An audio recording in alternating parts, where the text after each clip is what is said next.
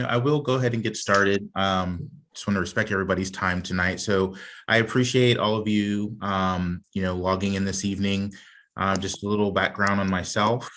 For those who haven't met me, my name is Jason. I'm the clinical supervisor over at the Sacramento facility. Just a little bit about my background. I was in the Navy, did that active duty for about 12 years. Then transitioned to reserve duty in 2014 and started working in mental health full-time at that point. Worked at a nonprofit for a little bit, then moved out to the VA down in Fresno. Worked in their social work services program, helping homeless veterans get housing and address their addiction issues. Then after that, I moved up to Sacramento, where I worked at Mather for about 18 months in their substance use program. And then shortly after that, I came to Sierra Health and Wellness, one of the Plank owners over at the Sacramento facility, meaning that I was one of the people that opened it. So been there from the beginning. We just celebrated a little over a year now that we've been open, and that's me in a nutshell. So this evening, I'm going to be talking about relationships in recovery. So I'm going to attempt to share my screen here. Okay, I'm going to press on. If you cannot see the slideshow, let me know. So like I said, we're going to be talking about relationships in recovery. I'm going to ask that we hold questions till the end. I'm going to get through the slides, and then I'll be happy to answer any questions that I can.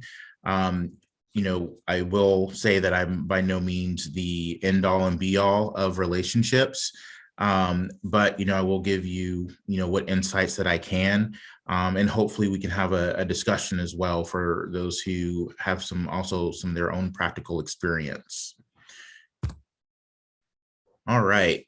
So the purpose of this lecture is to reflect on past and current relationships with curiosity to identify healthy and unhealthy patterns that may impact your recovery.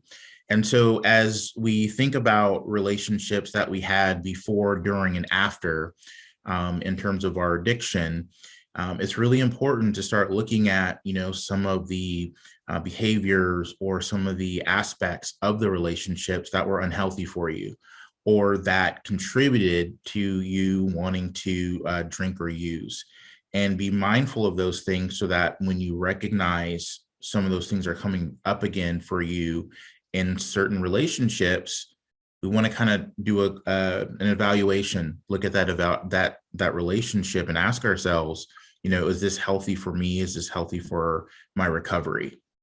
So first, we're going to start with kind of talking about some of the things that are common in terms of relationships when someone is active in their addiction. And as we go through this discussion, just understand this is not an all exhaustive list, but just some things that I, thought I wanted to highlight, and hopefully will help you to start thinking about, and again, reflecting on, some of your own relationships, and being able to look for those things that may be detrimental or barriers to your ongoing recovery.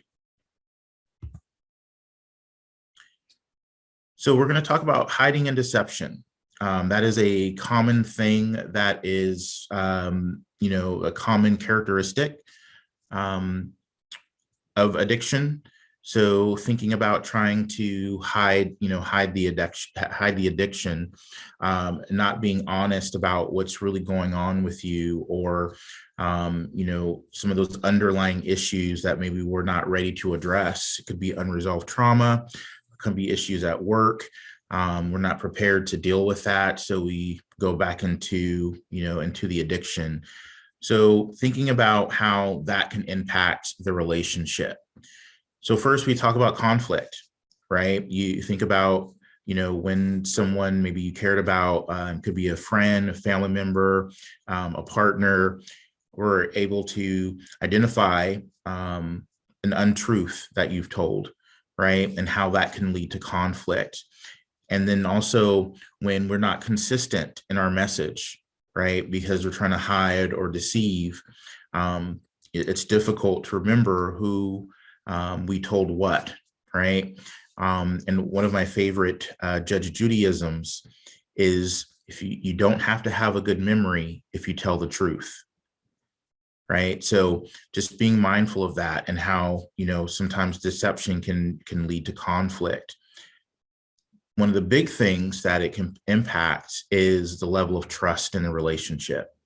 If the person that we are engaging with, again, family member, friend, partner, if they're not able to trust what it is that you're saying, right, that can be very damaging to the relationship. It can make it much more difficult to, form those close bonds, and for that person to, really want to support you, right? Because they're not sure what's actually happening, right? Are you going through recovery? Are you doing your treatment?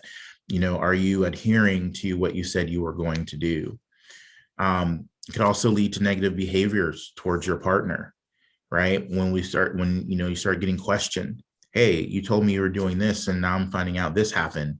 What's going on with that, right? So sometimes the response or the reaction of the person who's in their addiction could be anger towards the person for challenging them. Could be frustration, right? Could be distance. So just understanding how hiding and deception can impact your behavior as it relates to your partner. And then isolation, right? It's easier to kind of hide what we're doing, right? If we're kind of to ourselves and isolating. But thinking about how isolation can really impact the development of that relationship, and whether that relationship is going to grow or that relationship is going to terminate. Thinking about the emotional strain on the other person, right? So if they know that maybe you're active in your addiction, but you're not being honest with them, they can be worried, right? Or if they do know, you've been honest with them in terms of, your engagement in terms of the addiction, right? That can be very worrisome for them. This is someone that they care about and they're watching that person hurt themselves. So it can create a lot of strain for the other person. And that kind of relates to that next bullet there. It can create distance. For some, in order to kind of protect themselves, they have to remove themselves from the situation. So when they have this worry or concern about what's going on with, the person that's addicted, they may not know how to help. They may not know what else to do. And so the only thing they can think to do is to create some distance for themselves, right? As a means of self-preservation. So kind of thinking about how, maybe looking at some of your own relationships and how there was some distance created, maybe with family or friends, when you were active in the addiction, and kind of understanding why they may have done that, right? As a as a means of trying to protect themselves.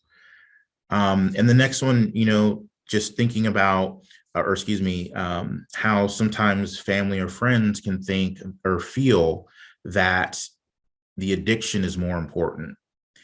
And this is a big one that I've heard quite a few times when talking to patients, and, some of the feedback that they've received from family members.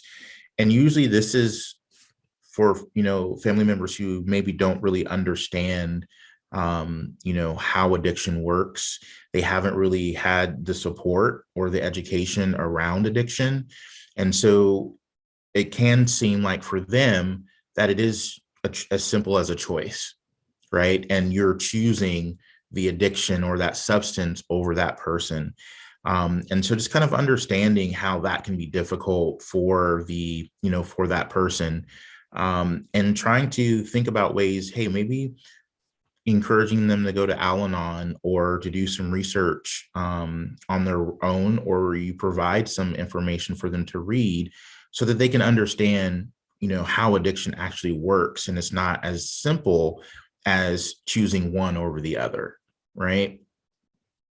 And then, the language that everybody understands, money, right? So the financial strain that can come with addiction, right? That can contribute to conflict, right? Many couples argue or have difficulty having a conversation around money. And so thinking about the financial strain that can be caused as a result of addiction, right? Your difficulty meeting obligations. So, rents come due, but now I have no rent money because I went and, bought some alcohol or bought drugs, right? So thinking about how, you are having difficulty meeting your obligations as a result of the addiction, and how that can also impact the relationship and create conflict within the relationship. So as we continue talking about some of the, aspects of relationships and addiction, we also can talk about poor communication, right? So lack of effective communication practices. And this could be as a result of, having conflict while you're under the influence, right? So we're not really practicing the active listening. We're not really listening for content. We're listening to respond. Using blaming language. It's your fault I'm this way. Or, you make me so mad that I want to go out and drink. And so, again, some of these practices can create or contribute to the experience of conflict within your relationships. And then we talk about unhealthy boundaries.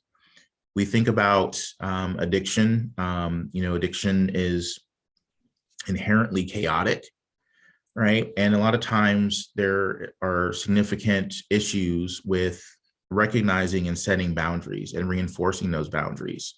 So there's a couple type of unhealthy boundaries that we talk about here. One is porous boundaries, essentially meaning that there really are no boundaries, right? And there's no follow through in terms of what you say. And, when you set a boundary, you don't reinforce it, right? And so there's some people who'll take advantage of that situation, and that can lead to resentments. Resentments can lead to feelings of shame, guilt, frustration, which continues the cycle of abuse. So being mindful of how important boundaries are in relationships, and thinking about rigid boundaries. So sometimes our boundaries are so rigid that no one can get in. And we can keep, creating that distance between yourself and the people who are trying to help, right, can hinder your ability to be successful in recovery. So trying to navigate that and understand that there is a happy medium, and we'll talk a little bit about that as we kind of get into relationships and healing. So I'm actually going to pause in terms of the presentation. Any thoughts, questions, or feedback? Anyone's experience in terms of what I shared just a minute ago? All right, then I'll keep going. All right, relationships and healing. And there's a reason that I framed it in this way, because it's important to understand that as you go through healing, you go through recovery, your relationships are going to be doing the same thing. They're going to be going through a healing process and a recovery process. And that translates to the people in the relationships. So family, friends, loved ones, they're going to be going through their own healing process. So relationship recovery. So the big thing here, and we talk about it in groups quite frequently, is empathy, right? Kind of putting yourself in the other person's shoes. Understand that they are going to be going through their own recovery, and it's going to look different from yours. They're not necessarily going to have the same level of support that you've had. They're not going to have the same resources that you've had. So it may seem, that change isn't happening quickly enough. But the thing is they're going to go at their own pace, just like you've gone through your own recovery at your own pace.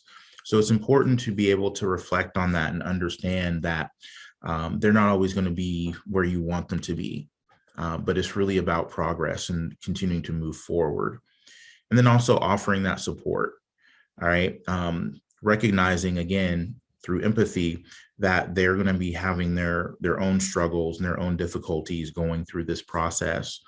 And, the support may not necessarily look like you stepping in and trying to fix it for them or trying to guide them in this. Sometimes the support can just be listening, being there for them. Sometimes that support can look like providing them some resources, encouraging them to do some research, encouraging them to, look for those resources and utilize some of those resources so that they can get the support that they need in order to go through their own recovery process.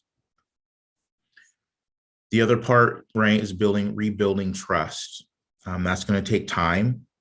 There's that likelihood that the person that you're in the relationship with may question you in terms of what you're doing.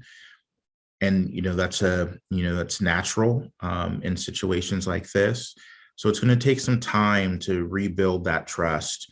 One of the things that's really important is integrity, right? Doing the right thing even when no one's looking. Right. And also the follow through. If you say you're going to do something, actually following through with that. Right. So you're showing that you are true to your word. And so over time, you can start to rebuild that trust. It's not an easy process. It's not a fast process. So just kind of be mindful of that. But again, it's about you being consistent and showing that you are willing to do the things that you say you're going to do and follow through over time, over a course of time. And then also thinking about the unresolved trauma from the addiction that the other person might have gone through, right? So they've had their own experience in terms of being in the relationship with someone who's been addicted. And so there's going to be some wounds associated with that. And so when you see there that I say allow for anger, the other person may be angry. And, it's an emotion, it's a feeling, it's information, right? So allowing that person to experience, what it is they're feeling and kind of being prepared for that, right? As they work through some of these unresolved issues as a result of addiction. And also trying not to necessarily take it personally, right? Although it seems like, it is a very personal thing. Again, they're going to have their own feelings about what's taken place, and they're going to have to work through it, just like you had to work through some of your own traumas as part of the recovery process. And then being able to check in with the other person. Hey, how you doing? What's going on? Is there something I can help you with in terms of this process? Also letting them know how you're doing, right? So that they can understand, where you're at and what you're working on. And again, that can help them in terms of developing some empathy so that they can recognize, right? This is not an easy process. It's not an overnight process. There's going to be some roadblocks that everyone has to work through, but you're communicating that, right? And you're able to have a conversation about some things that maybe creating some barriers in terms of the relationship being able to heal.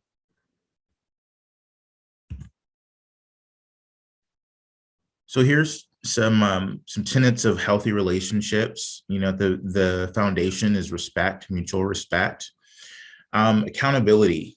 So let's kind of go around the wheel. Accountability, right? Accepting responsibility for behaviors and attitudes, admitting mistakes, right? Showing that you are able to recognize when, you've made an error and being able to own up to it. And a lot of times when someone's active in their addiction, this accountability piece is missing.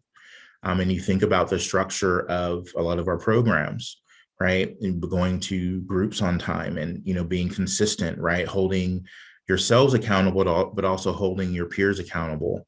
And again, just being able to accept responsibility for your own behaviors. Safety, right? That's a huge thing that people are looking for in relationships. So thinking about how in the addiction, maybe the other person didn't feel safe, right? And it may not be that, you ever did anything physical or anything like that, but maybe they're concerned for your own safety, right? Maybe they're concerned for the safety of the family because they don't know what tomorrow is going to look like. And learning how to communicate what it is that you're, thinking and feeling in a way that the other person is going to be willing to receive it. That's the, really important component of communication, is understanding how I can communicate this to someone, right? And sometimes it can be a difficult conversation, um, or a conversation that typically results in conflict. But the core of any communication is wanting to be heard. And so figuring out how we can communicate some of these more difficult things in a way that the other person's going to hear us. Honesty, right? And that goes right along with trust, which is directly across from that, right? So communicating openly and truthfully, and then getting to a point where you are able to accept the other person's word, and give the other person the benefit of the doubt. And part of building that trust back up again is, again, being consistent, doing what you say you're going to do. And that relates to the accountability piece, right? Being able to admit, hey, you know what, I messed up here, right? But we can figure out how to go forward from there. And again, that, being able to admit when you've made a mistake can really help to build trust. Support. We talked a little bit about this before, right? Supporting each other's choices, being understanding, offering encouragement, listening non-judgmentally, right? And valuing opinions. And as we think about listening non-judgmentally and valuing opinions, doesn't mean that we necessarily agree, but we respect the other person's right to feel and think the way they feel and think, in the same way that we would want that same respect. And then cooperation, right? So asking, not expecting. So we really want to manage our own expectations, also manage the expectations of others, not judging the other person's behavior based on what we might do in the situation, because it's going to be different. Right? Our decisions are based on our own experiences, culture, tradition, family, all those things come into play as it relates to our decision-making process. So understanding that, and understanding that based on that, someone else in the same situation may make a different determination. Accepting change. This whole process of recovery is about growth and changing. And every interaction that we have every day is an opportunity for change. We never know where it's going to come from, but it's important to be open to it. Being able to make decisions together, right? And this is, for maybe more so for intimate relationships, but being able to have a conversation. Understand that, it might not be one way or the other. It might be somewhere in between where both of us feel like we're getting our needs met. Being willing to compromise. And then seeking mutually satisfying resolutions to conflict. Again, being able to be comfortable with not necessarily having 100% solution, but maybe I get 40% of what I was hoping to get. That's a starting point. Right. And then we move from there and figure out how we can get to the, increase that. But just understanding that it's not always going to look the way we want it to look, especially at the beginning.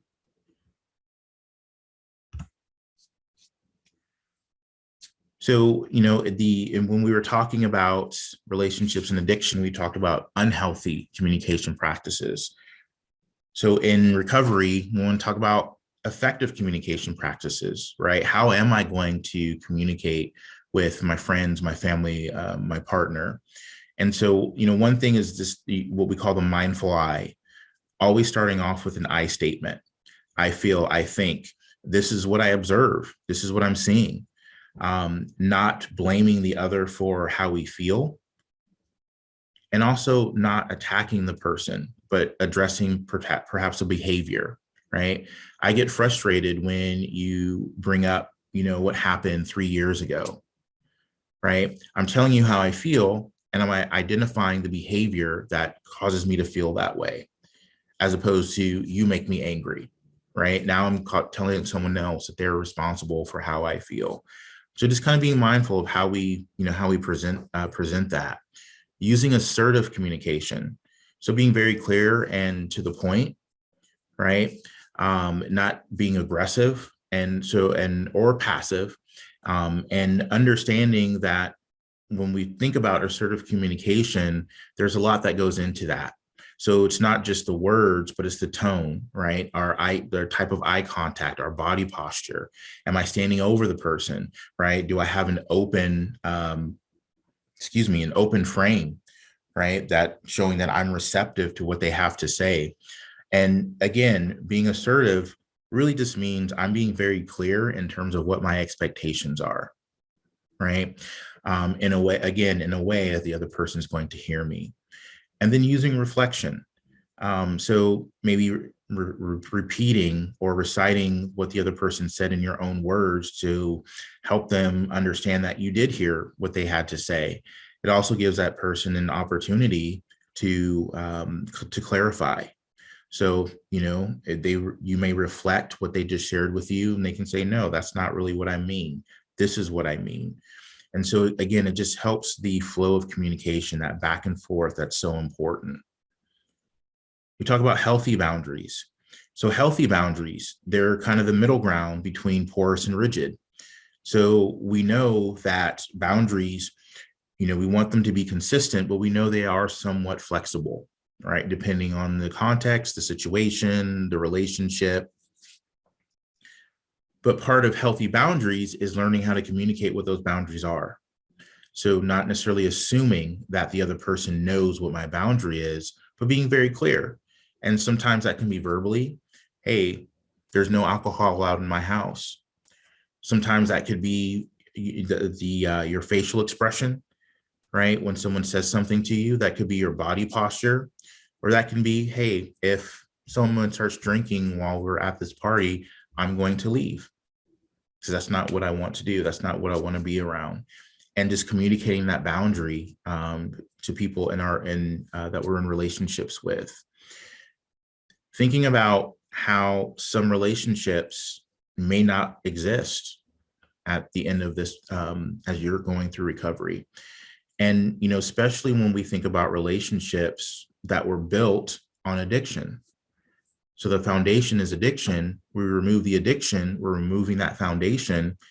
And we really want to start looking at that relationship. Are there other things that we can relate to or relate to each other about? And if not, then maybe that's not, a healthy relationship for you. And sometimes it's about setting those boundaries in those types of relationships. It could encourage that person to start doing something different, maybe get into recovery themselves. But you got to be really honest with yourself in terms of where you're at in your own recovery. And, is this person or these situations, are they things that I can be around and still be successful? And then having healthy boundaries can also be helpful in de-escalating conflict, right? So if I'm very clear in terms of, hey, I'm not going to argue with you. If, we start cussing at one another, I'm going to remove myself from the situation, or I'm going to take a break, right? That can help to de-escalate the situation. So, we're not getting into this back and forth and, screaming over one another. And as we talk about this, we're talking about what you're going to do. Not you have to stop talking, you have to stop cursing at me. It's if I find myself, right? If I feel like I'm escalating, then I'm going to take a break, right? Um, then we talk about balance, right? And so balancing relationships and recovery. So some relationships, like I said, some relationships will no longer exist. Some relationships will change. Um, and learning how to be able to have healthy relationships and also be able to be present for your recovery and not allowing one or the other to kind of take over, right? And then thinking about, resources for your friends, family, and partners. What can you give them to help them in terms of their own recovery and to help them find their own balance? And then self versus the partnership. Again, it can be very easy to be consumed by a relationship, but it's important to remember the self, right? Remember who you are as a person independent of that relationship. And it's not, again, it's not an either or, but it's more about what's that healthy balance for me. And that's going to look different for everyone. So again, that's where reflection really comes into play here in terms of what does that healthy balance in terms of myself and the relationship, what does that really look like? So I know one of the things that comes up pretty frequently in recovery, especially early in recovery, is not engaging in new relationships, right? Not trying to start a new partnership. And that I know that this is, there's that kind of the standard is a year. But what I will say is, that's a very personal question. And again, a situation where you really need to do some reflection and be honest with yourself in terms of where you're at, not just in your recovery, but with your relationship with yourself. Because it's important to have a healthy relationship with yourself in order to have a healthy relationship with someone else. So as we go kind of talk about that, right? Should I wait? Right? So the pros of waiting, right? You can avoid the relationship becoming the new addiction. Addiction is a behavior. So it's not always just about the substance in and of itself, it's about the behavior. And so there can be a situation where the relationship is now the substance that's being used, right? So we lose focus on ourselves. We lose focus on the work that we've set out to do in terms of our own personal growth. And ultimately that can lead, because you're still engaging in those behaviors associated with addiction, can lead back to substance use.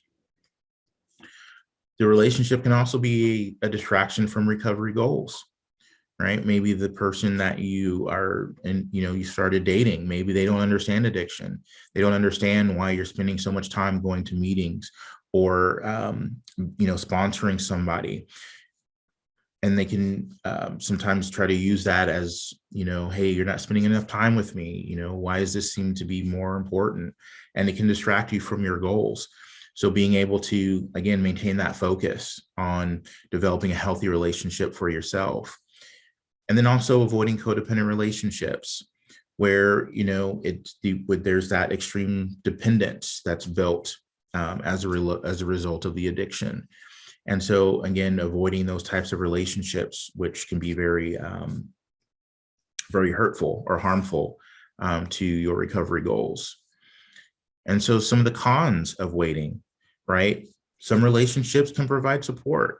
So, I've worked with people who their partner was someone who's had 10, 15 years in recovery, and that was a huge support for them.